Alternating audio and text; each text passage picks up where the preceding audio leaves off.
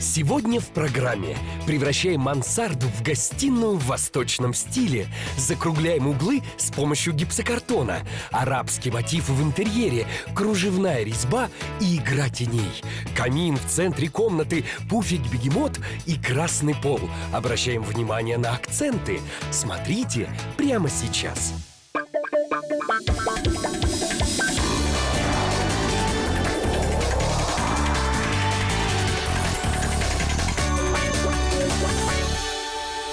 Мы переделываем пустой заброшенный чердак в молодежную гостиную, стилизованную под восточный шатер. В комнате 29 метров, но встать в полный рост можно лишь на 12 из них. Минусы пространства дизайнер Тина Наледина превращает в плюсы. А сейчас мы приступаем к созданию самой яркой детали интерьера – камина. В нем будет все необычно. И форма, и расположение, и сам огонь. По центру комнаты мы выстроили из гипсокартона вот этот короб и приступаем к его облицовке декоративной плиткой с марокканскими изразцами. Все остальное появится чуть позже. За счет невероятно насыщенной отделки сложно поверить, что совсем недавно это был необжитый чердак. Зеркальная плитка маскирует нависающую крышу, полосы на фреске поднимают потолок, марокканский очаг и розовые шатровые конструкции уносят воображение в сказочные страны.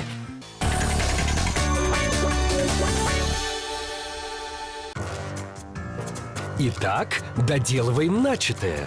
Мы устанавливаем в короб паровой камин с функцией увлажнения воздуха и подсветки пара. Важно то, что эффект от огня как от живого, при этом камин пожаробезопасен.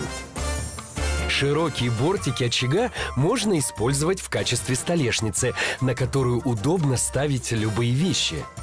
Центрообразующим элементом при расстановке мебели у нас станет вот такой многофункциональный предмет. Это одновременно и столик, и очаг, и к тому же очень интересный и необычный арт-объект. Мы облицевали его керамической плиткой с восточным орнаментом и встроили паровой электрокамин с эффектом живого пламени. Мелкий рисунок на плитке будет очень эффектно смотреться на фоне больших однотонных плоскостей пола и стен.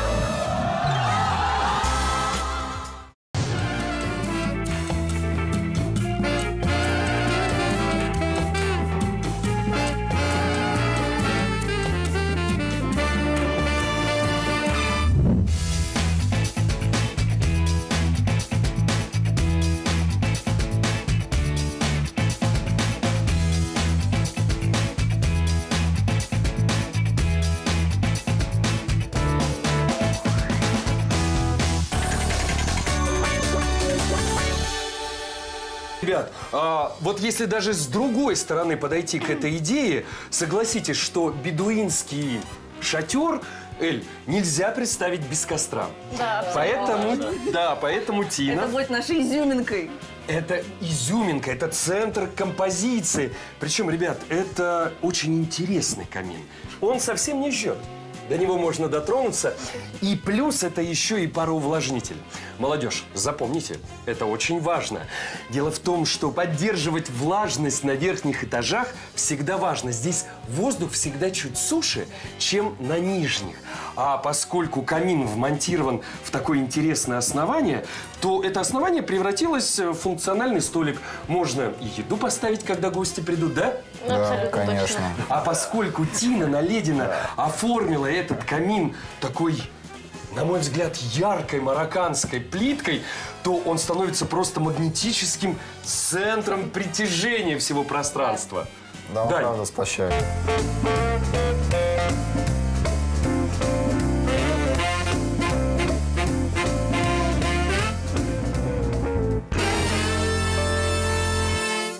Ну что, удобно, уютно? Да, очень. Очень. Да, очень удобно, прям комфортабельно. То есть видно, что мебель с умом расставлена.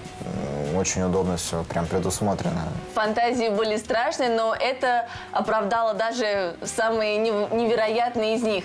Потому что темного потолка и пола я никак не ожидала. Но все в целом, все в комплексе смотрится просто потрясающе. Ну что ж, мы поздравляем вас с новосельем.